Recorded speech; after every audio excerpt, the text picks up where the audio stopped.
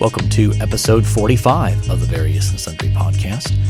I am your host, Matt Harmon, joined live from the vault on the beautiful campus of Grace College and Theological Seminary by my good friend, my co-host, my colleague, and the man who is all in on the Jets going 0-16. That's right, yeah. John Sloat. Doc, 45. Yeah. We've 45 weeks in a row. In a row. We haven't missed a week. Yes.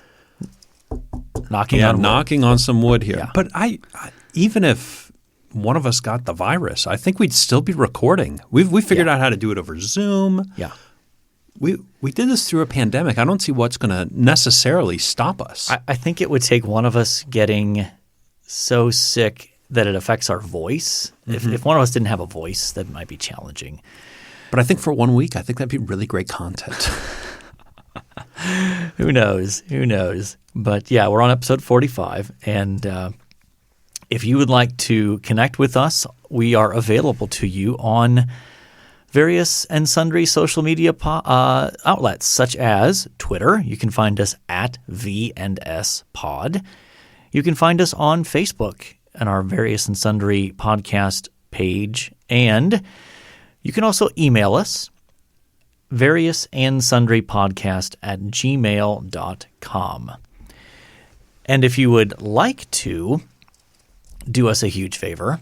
Mm-hmm. No one seems to be willing to do us a huge favor. Yeah. Starting to sound like a broken record here. I'm not going to beg this week. I'm just going to state the facts. We would love for you to go ahead and leave us a glowing review or even a not so glowing review. What's important is the 5-star rating on the podcast app. If you would be willing to do that, we would greatly appreciate that. But it's been since October 8th, so we've officially crossed the 1 month threshold without any new reviews. So, also, Doc, what do you make of this new heavens, new earth weather that we're having here in the Midwest in the last week? I kind of think of it as it's as if God is saying, everything else is such a dumpster fire. I'm going to throw you a bone and give you 1 week worth of September weather in early November. It's been beautiful. Amazing. 75s during the day, 50s at night. I mean, that's great weather. Beautiful. Yes. And when you get the leaves changing as well, it's that adds to the ambiance, right? Makes it pleasant to be outside. Yeah. Absolutely. So, well, it was a busy weekend in the world of sports. I should say pretty much in the world of football. In the world of football, yeah. Yeah, so let's start with NFL. And just a listener note, we are recording this on Monday afternoon of this week, which means that the result of the Jets-Patriots Monday Night Football game is undetermined as we record. So, John, do you have any pre-game analysis that you'd like to give us? I don't think so. I think Joe Flacco's starting for us tonight. I don't think it's Sammy D. Okay. Man, it really feels like they're trying to go 0-16. Do you think that that they're legitimately trying, or they're just that bad? I think it's probably GM tanking, right? He's traded away some of their best players. Mm-hmm. He would probably say, Joe Douglas, that they're trying hard, they're playing hard. He's got a lame duck coach. He's got a number of players who I think are playing really, really hard, but I think he's tanking it by the personnel he's putting on the field. Right. I mean, I think it's important to note that I think in any of these sports contexts where you suspect there's tanking going on, it's not the players that are doing it. Mm-hmm. It's the front office. Because the players, they want to get paid. And regardless of how bad the team is around them, they're thinking, I need to perform well so that I'll get picked up by another team and maybe get a better paycheck out of it. Sure. Mark owner of the Mavericks. Mark Cuban said that on an interview on the Dan Patrick Show, where it's just like, how do you tank? He goes, you put in your young players and you take your stars out, you put them on IR or whatever. Yeah. He goes, that's how you tank, and then he got fined for it because he was honest. Right. Unlike the rest of the NBA, he was honest. Right. Yeah, you don't hide behind load management, and in any case. So let's talk about what actually has happened from the NFL yesterday when we're recording this. So just the Sunday games. The NFC East is still awful, though noteworthy. The Cowboys found something in a third-string quarterback. Put up an impressive fight against the Steelers and almost managed to knock them off, but the Steelers remain unbeaten. Mm-hmm. And was it – I mean, I think the Giants and the Redskins played, and the Giants won that, correct? Giants did win, yep. Yeah. I believe the Panthers almost knocked off the Chiefs. Yeah. That was a very close game. Very surprising, though. The Panthers have some skill players like with McCaffrey and Curtis Samuel that are kind of these hybrid guys that they'll have 8-10 rushes a game maybe and 5-6 catches a game, and guys like that can cause you trouble. But, and I always like Teddy Bridgewater, who's on the Panthers. He's a lot of fun.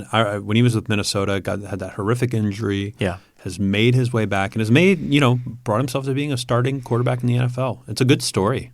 Yeah. I think my favorite story coming out of yesterday was that the Saints absolutely obliterated Tom Brady and the Tampa Bay Buccaneers. Yeah, it was like 38-3. Yeah. It was bad. I think it was 31-0 at the half.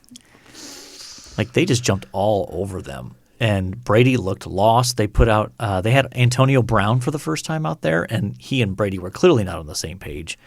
So just fascinating to watch sad Tom Brady. Yeah. What do you make of Antonio Brown?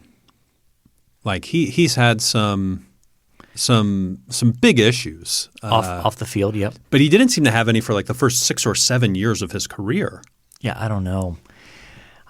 And I think the Buccaneers are taking a risk in bringing him onto the team. Absolutely, yeah. Though I think that they've said, we are still monitoring the outcome of some of these allegations, and if it's demonstrated that he is guilty of these allegations, then he's instantly gone. Mm-hmm. So who knows? I think that it's always a risk because you're potentially messing with team chemistry at that point too. And the Bucs were a good team. Yeah. And so you do have to weigh is the upside worth the potential just the downside of messing with chemistry and that kind of thing. And you're always looking for a player to put you over the top, to make yourself a little bit better than everybody else. With Antonio Brown, I do wonder if that hit from Montez Burfict in the playoffs, if you remember, where he just got his clock clean. Yes. The Bengals, right? Yes. The Bengals, yeah. And I wonder if he has some head trauma because from that moment forward, it seems like his decision making is poor. Yeah, very, very poor.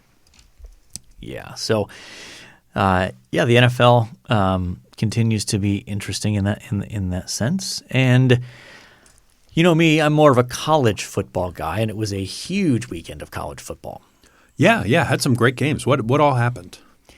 Well, let's start with the Ohio State update. They played Rutgers, who has been historically bad.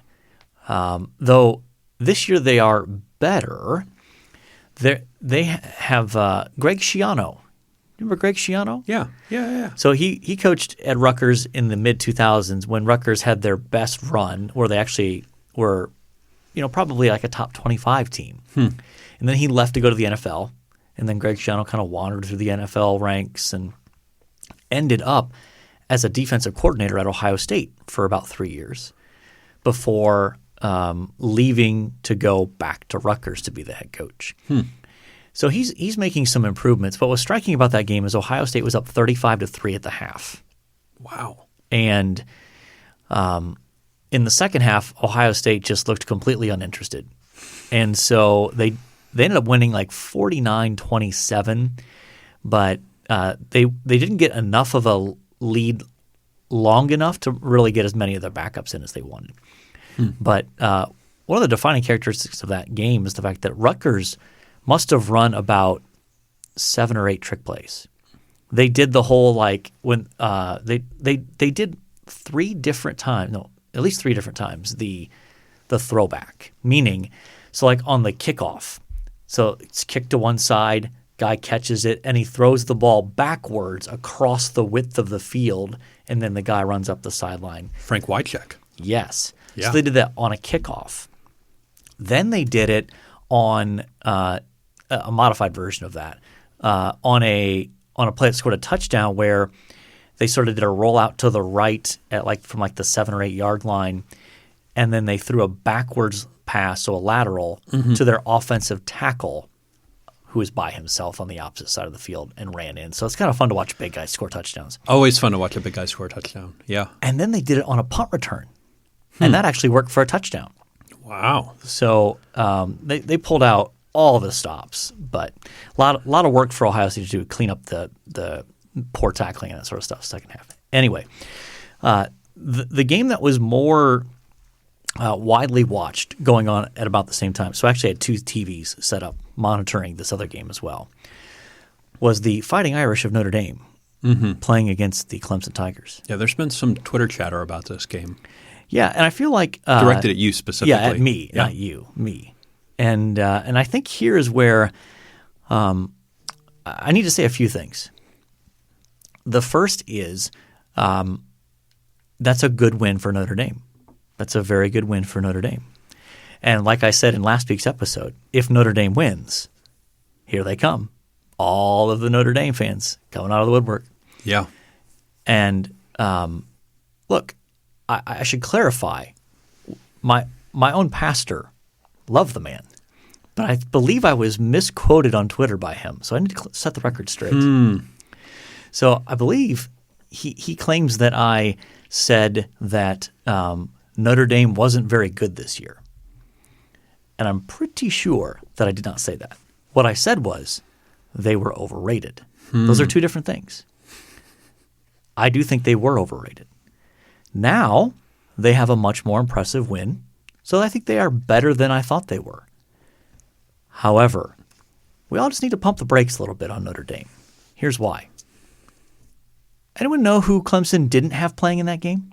I believe it was a long-haired fella named Trevor Lawrence. Yeah. What's his position again? He plays quarterback. Is he any good? For the Jets' sake, I hope so. Yeah. It sure seems to be my impression that he is essentially the consensus number 1 NFL pick for this next draft. And Clemson didn't have him. So to all of our Notre Dame fan listeners, I would just implore you, maybe we should pump the brakes on proclaiming the greatness of Notre Dame, that it took them on their home field in overtime to beat a team without their Heisman Trophy candidate quarterback. So it's a very good win, but let's pump the brakes a little bit. So I'm trying to pull up the stats right now. His backup played really, really well. He did, but here's the caveat. In the overtime period, when Clemson had to score, he made 2 consecutive very poor decisions, taking sacks that basically put them into a spot where they ended up being at 4th and 20-something for the game. The odds of converting that are, slim to none. Slim to none. And I'm convinced there is no way that if Trevor Lawrence is in the game, he takes those sacks. He throws the ball away. He scrambles out of the pocket. Just his experience in big games like that, he would not have made those mistakes. So I'm just saying, let's pump the brakes a little bit. And by the way, Notre Dame fans, you're going to have to play him again with Trevor Lawrence in the ACC championship game. And it won't be on your home field. So we'll see.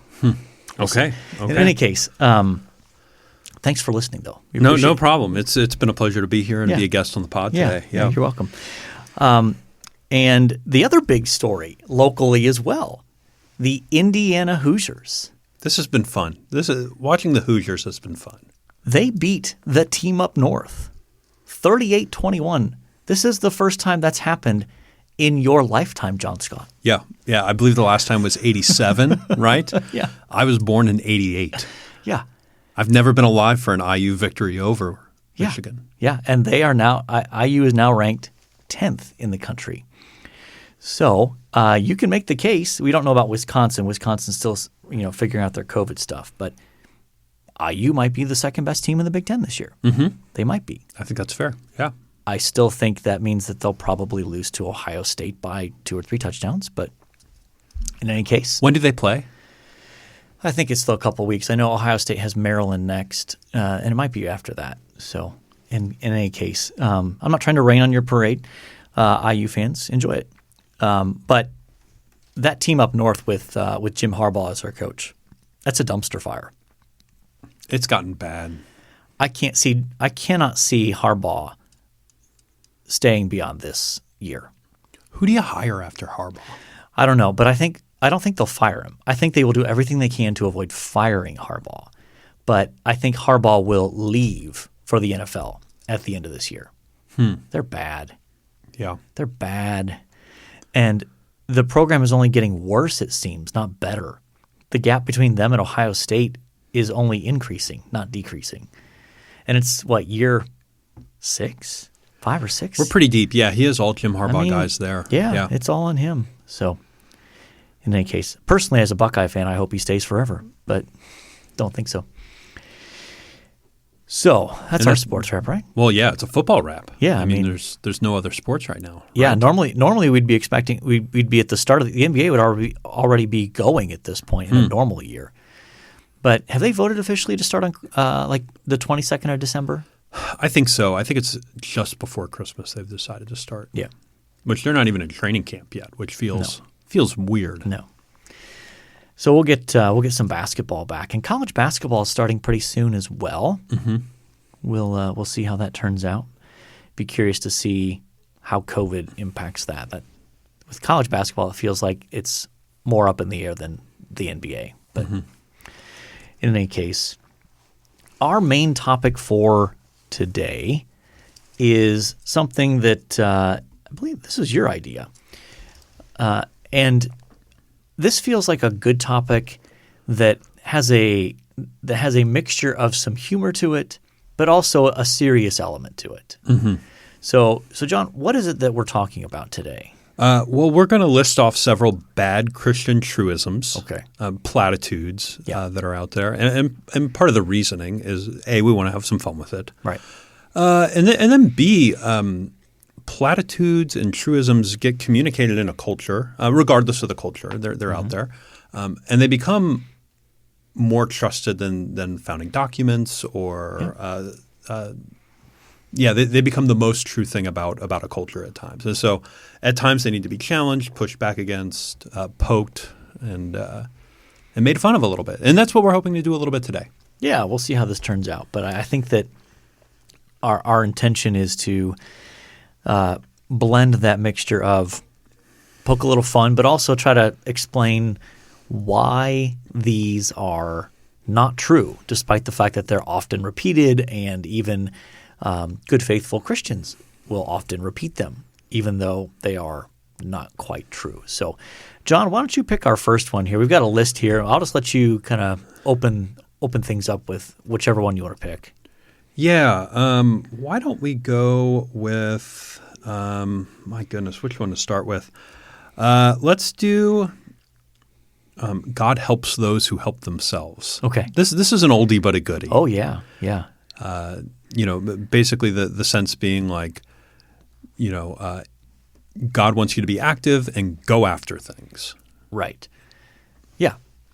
So I remember pretty vividly my grandmother telling me this. Really? On at least there was one occasion in particular I remember her telling me this as a sort of kind of indirect way of kind of putting me in my place.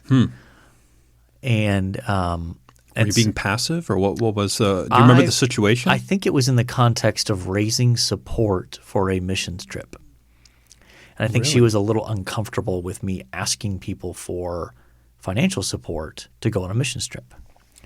And part of her response was, well, God helps those who helps themselves. In other words, maybe you should try to work a little extra, make some of your own money to help to fund this trip, as opposed to asking other people for their hard-earned money to go on this trip.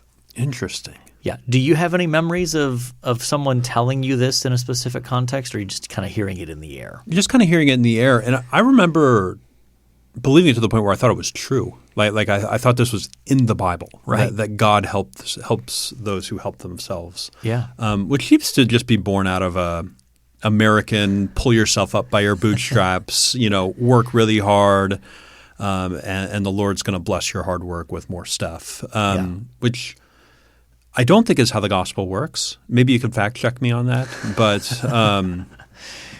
that's my understanding is like that's what this means at the end of the day, that we need to, goodness, put forward a great effort and God will help us. Right.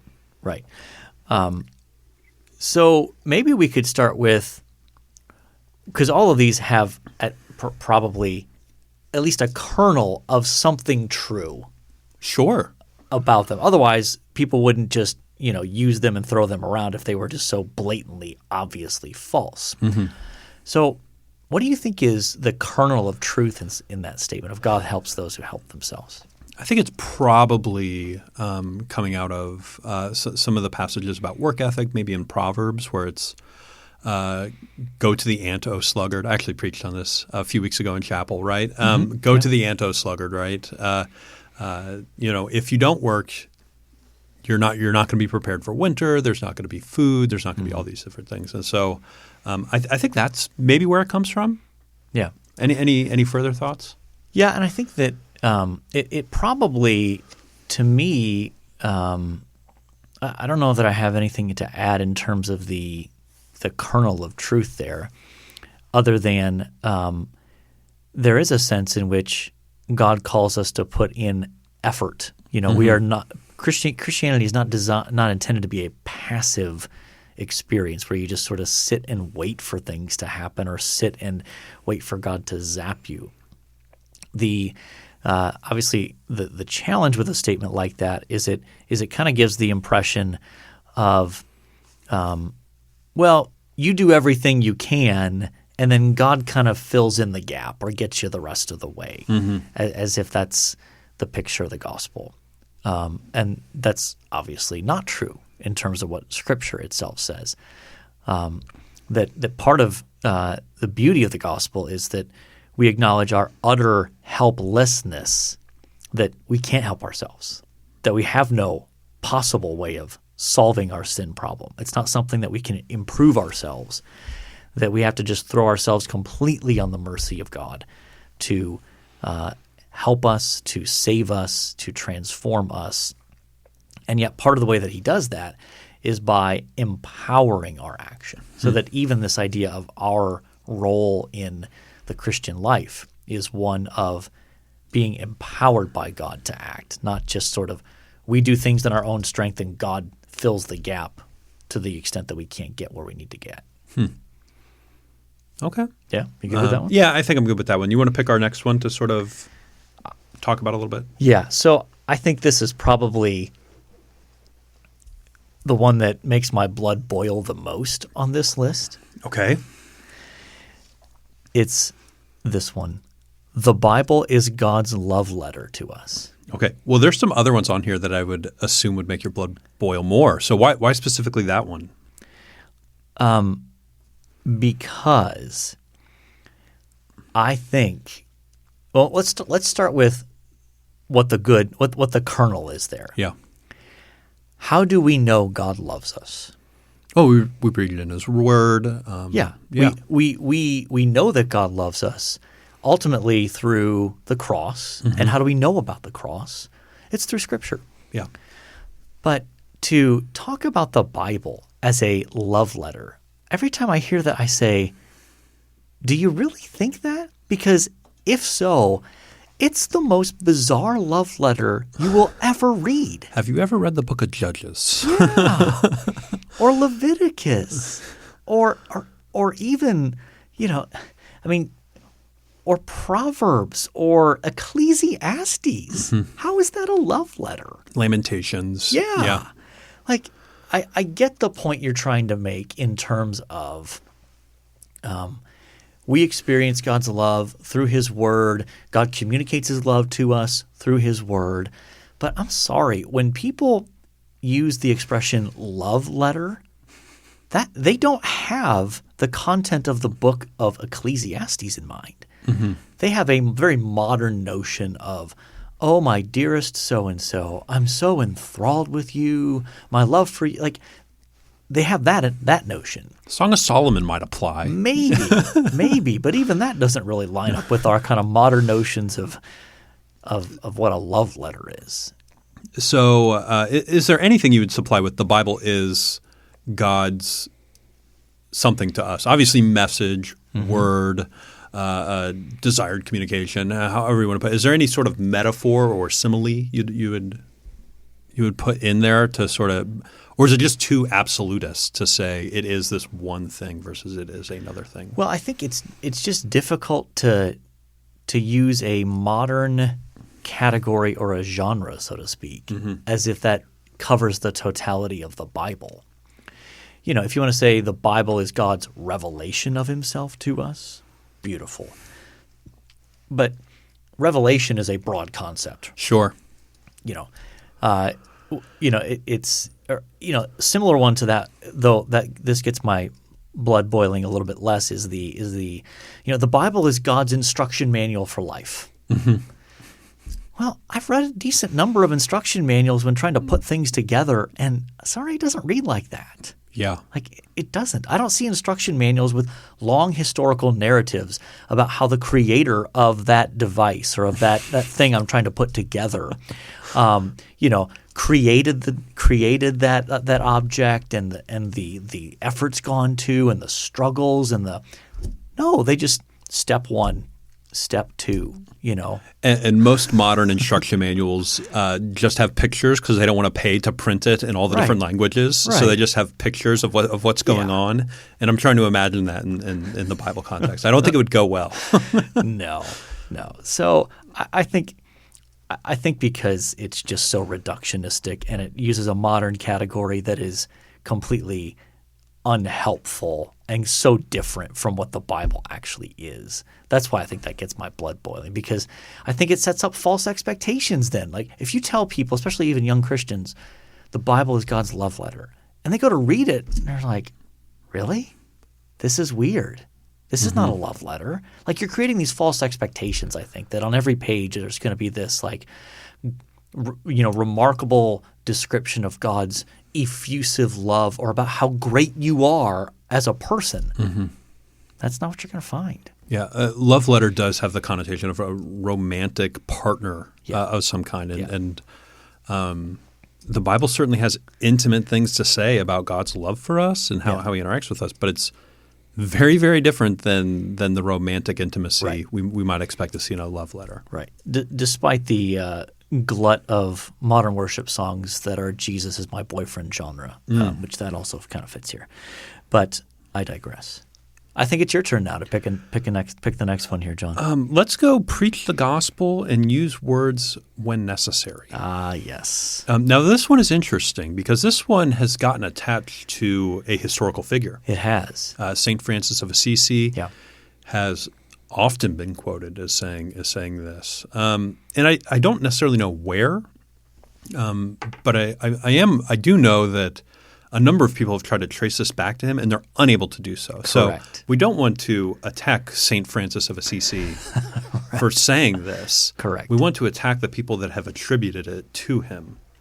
And I think they're the kernel, if you will, is that we're not just supposed to be preaching the gospel in word. It's supposed to be followed up with action.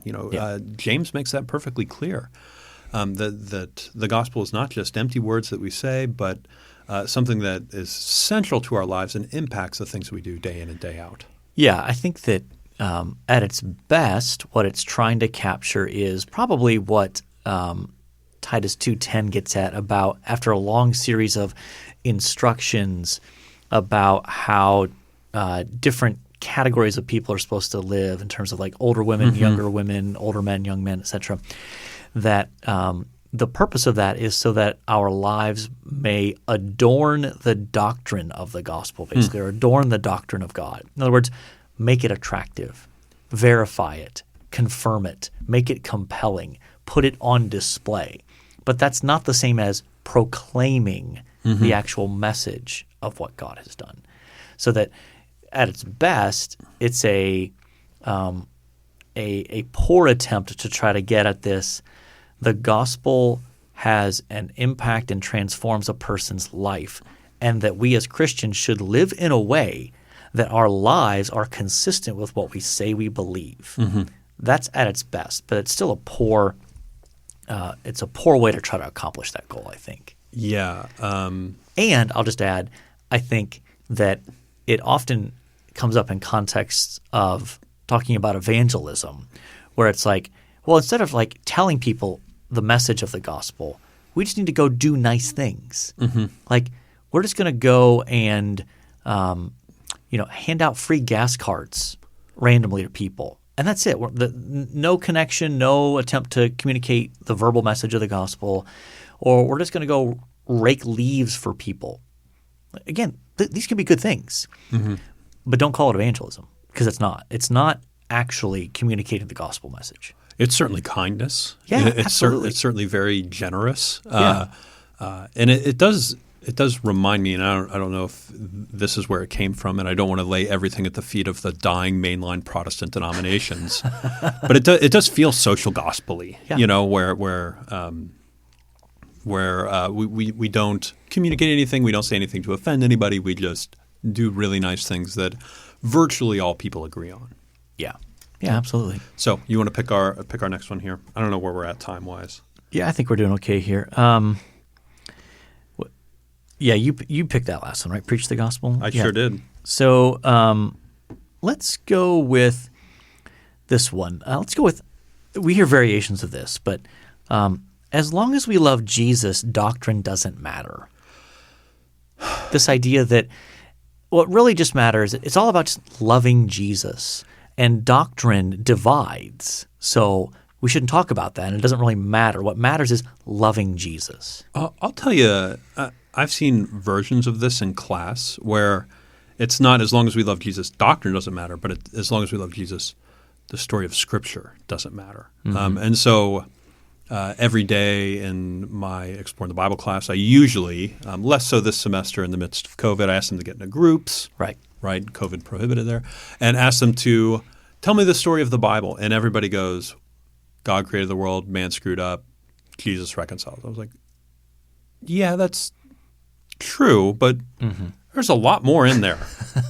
Right. And so trying to get after some of those things, they kind of have their mind set about Jesus, but don't want to deal with everything else that's in there. Is that kind of what you're getting at when you're talking about this truism? To some degree, yes. That's included. I also have in mind the this notion that anytime you try to make more explicit statements about Jesus than just a sort of generic, well, he loved everybody, that you get quickly into this mentality that says, well, what really matters is us loving Jesus. And the question then becomes, well, who is Jesus? How do we know who he is? And inevitably, you've stepped into the world of doctrine. You've stepped into the world of theology. And it matters who Jesus is. And if we don't have a good sense of what the Bible says about who Jesus is, again, the realm of doctrine, then everyone is just going to import their own ideas about who they want Jesus to be onto who they think Jesus is. And then you have this very vague, undefined Jesus. And we end up with the Bible is a love letter to you. There you go. There you go. There you go. So I think that's probably certainly up there in terms of ones that drive me a little crazy. Yeah. I think, and I may have mentioned this on pod before, but Dr. Davis, he used to be the president here. I had a Hebrew class with him, and he was telling the story of going to a church and they look at him and go, Dr. Davis, we love your preaching, but we don't want you to preach doctrine anymore. We just want practical application. Yeah. And his response was, well, if you want me to preach that, I'm going to have to preach from the table of contents or the map because the Bible is all about doctrine. That's good. That's good. So have I not told you that story before? I don't think I remember that one. That's a good one. Yeah, and if you know Dr. Davis, he's a witty guy. He has a great sense of humor. And so he was a lot of fun to take a class from. Yes. Now, he graded us on our Hebrew pronunciation, which was very difficult for me. Yeah, and probably terrifying, I'd imagine. And horrifying, yes. Yes, I knew which verse I'd be reading for class, and I would listen to it over and over and over again. And then he'd be like, yeah, that's the right pronunciation according to this, but I really want you to use this other dialect. How am I supposed to do that? Yeah, exactly. So you want to do one more or you want to move on? Let's do one more. Okay. And I think this is one of the original ones we mentioned. God will never give you more than you can handle. Yeah. Doc, you want to explain this one to us? Well, I think that when I hear this, it's in the context of trying to encourage people going through difficulties and hard situations. And the idea seems to be that you'll get through this, and God knows your limits, and so he won't go beyond those limits, so that you can trust that whatever you're experiencing must be within your limits, because God won't give you anything beyond your limits. That's kind of the rationale behind that. So, John, why is that wrong? Well, it feels like, and I don't think this is God giving this to us. This is man's earning of his own sinfulness, right?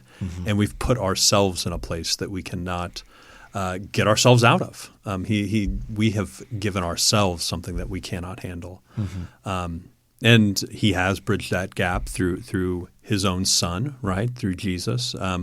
But I think in life, I think we are given things that we are told we need to rely and trust in Jesus for, not rely and trust in ourselves and our own ability to persevere.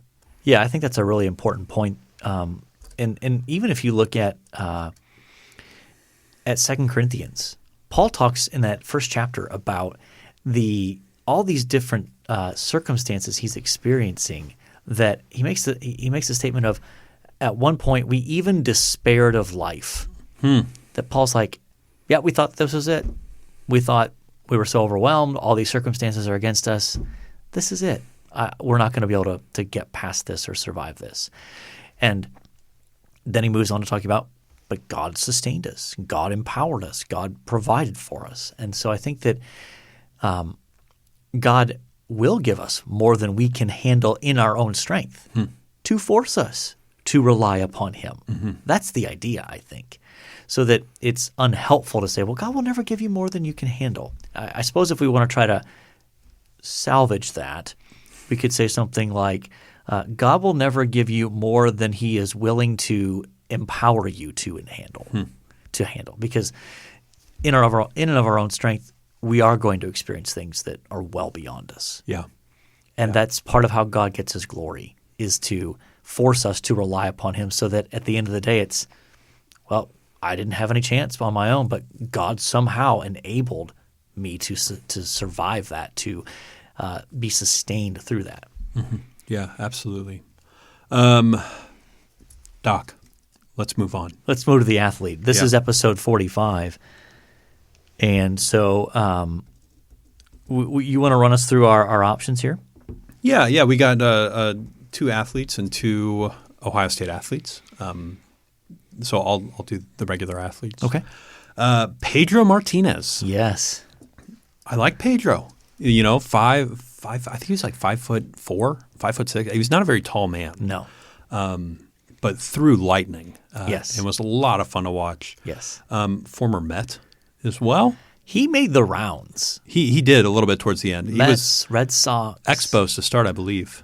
He came up with the Expos, and he was in the Dodgers organization for a while as well. Yeah, probably. But known for being a Red Sox pitcher and, and having great one-liners. Wasn't he you'll have to help me with this because baseball is not my strength, but wasn't he in part famous for he had struggles against the Yankees when he was a Red Sox pitcher. Yeah. And they basically started chanting at him, who's your daddy? Because the Yankees were, owning him basically. Yeah. And he basically admitted at one point, like, Yeah, they are kind of my daddy. Like they kind of own me. If I'm remembering that, and I was a child when all this was going on, but I think it was he said in a press conference, well, I guess the only thing I can do is call the Yankees my daddy. And then they started chanting. Like he brought it on himself. That seems like a blunder of colossal. Yeah. But isn't he a baseball analyst now, doesn't he? He is, yeah. Okay. Yeah, he's a baseball analyst. I mean, he's got a great personality. Yeah. A lot of fun. Yep. Okay, we talked too much about Pedro. Bob Gibson. Another legendary pitcher. Yeah, another great pitcher. Dodgers, right? Cardinals, I thought. Cardinals? Maybe he gave up the home run in the world. Did he give up the world? No, I'm pretty sure he was a Cardinal. Okay. But he was dominant in the 60s. And if I remember correctly, I think he was almost unhittable. He had like a year where his ERA was like in the low ones. I mean, which is for a starting pitcher is just unheard of to be that low. And I think he was one of the reasons why they lowered the mound.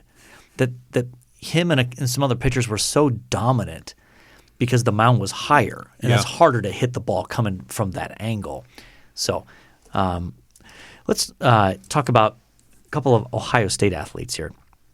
The first is the legendary Archie Griffin, who is a running back from 1972 to 1975 and the only two-time Heisman Trophy winner. That's a big deal. That's a big deal. And then the other one is Andy Katzenmoyer. Does that name sound familiar to you? Mid-90s, he was a linebacker. I don't think so. Great linebacker name, though. Yeah. He did play some in the NFL, and he might have played for the Patriots. Maybe that's why you don't want to remember that if you did.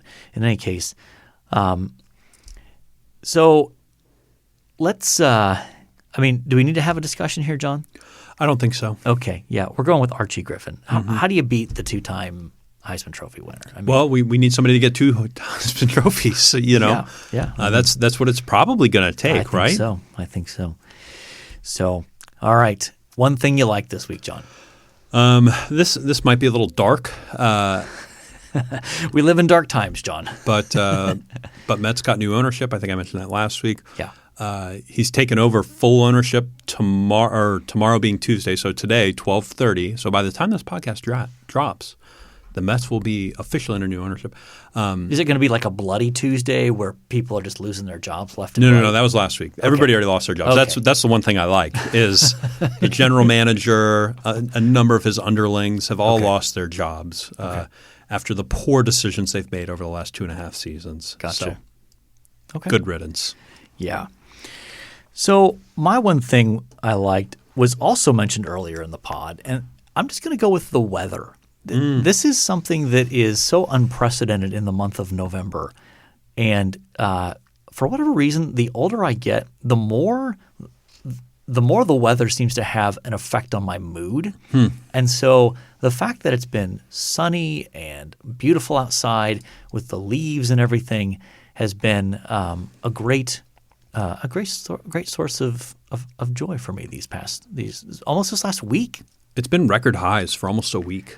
Yeah, and I just think, and I've even told my students this, like, you need to get outside, enjoy this. Like, don't spend all your time inside, stewing over homework and, election results and COVID stuff and other heavy things, legitimately heavy things that we've had happen on our campus. Like, one of the things that God gives us as an encouragement is just being outside in the warm weather, the sun, the beauty of creation. Absolutely. Getting outside, taking a walk on our beautiful trails, throwing the Frisbee, playing disc golf on our campus. Like, there's a lot of things you can be doing.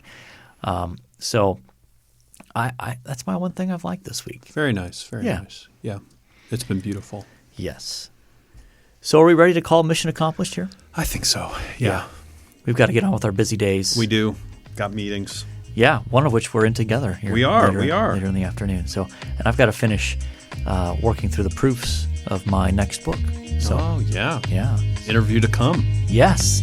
Little hint there. Little Easter egg for you to open up later at some point. So, well, we are marking this as mission accomplished. So, until next time, the Lord bless y'all real good. Later.